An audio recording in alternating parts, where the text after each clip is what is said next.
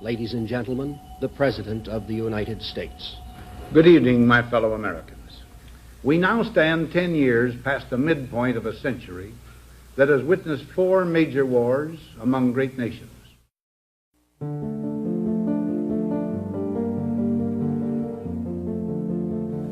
Until the latest of our world conflicts, the United States had no armaments industry. American makers of plowshares could, with time and as required, make swords as well. But we can no longer risk emergency improvisation of national defense. We have been compelled to create a permanent armaments industry of vast proportions. Added to this, 3.5 million men and women are directly engaged in the defense establishment.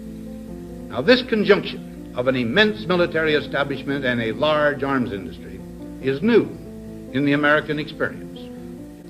The total influence, economic, political, even spiritual, is felt in every city, every state house, every office of the federal government. We recognize the imperative need for this development, yet we must not fail to comprehend its grave implications. Our toil, resources, and livelihood are all involved. So is the very structure of our society. In the councils of government, we must guard against the acquisition of unwarranted influence, whether sought or unsought, by the military-industrial complex. The potential for the disastrous rise of misplaced power exists and will persist. We must never let the weight of this combination endanger our liberties or democratic processes. We should take nothing for granted. Only an alert and knowledgeable citizenry can compel the proper meshing of the huge industrial and military machinery of defense with our peaceful methods and goals, so that security and liberty may prosper together. 0, 0, 0, 9 or 8. Why, some say the moon. 0, 0, Why 5, choose 7, this 2. as our goal? And they may well ask, Plus, why 0, climb the 0, highest 0, mountain? 8, 5. Why 35 years ago? 0, 0, Why the Atlantic? 7, 6, 4. Why does Rice play Texas? 0, We 3, choose 0, to go to the moon. 0, We 0, choose to 0. go to the moon in this decade and do the other things, not because they are easy, but because they are hard.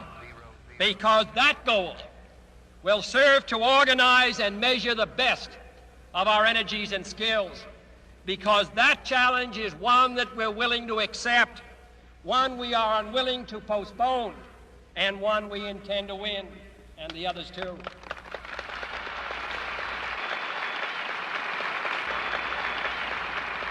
We shall send to the moon 240,000 miles away from the control station in Houston, a giant rocket more than 300 feet tall, the length of this football field, made of new metal alloys, some of which have not yet been invented, capable of standing heat and stresses several times more than have ever been experienced, fitted together with a precision better than the finest watch, carrying all the equipment needed for propulsion, guidance, control, communications, food, and survival on an untried mission to an unknown celestial body, and then return it safely to Earth, re-entering the atmosphere at speeds of over 25,000 miles per hour, causing heat about half that on the temperature of the sun, almost as hot as it is here today, and do all this, and do all this, and do it right,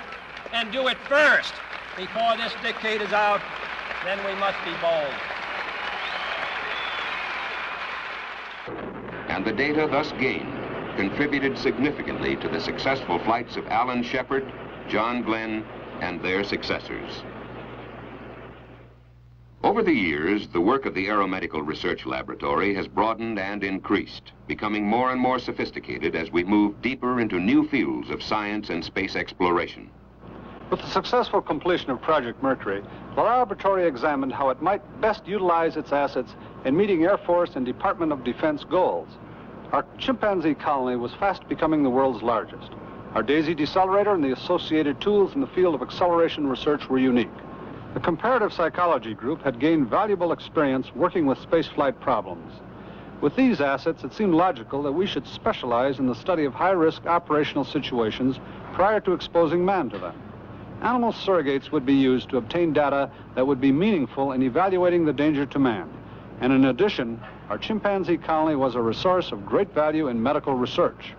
Accordingly, we launched a program of experimental medicine that included a comprehensive study of heterotransplantation, simian and human blood groups, and infectious diseases. New blood groups have been discovered, and genetic differences have been shown in human white blood cells and platelets. A detailed study of the functions of the primate brain is now underway. Our goal is to contribute substantially to the military medical mission by making man's journey into space a safer one, and at the same time, to aid in the advancement of human and veterinary medical research.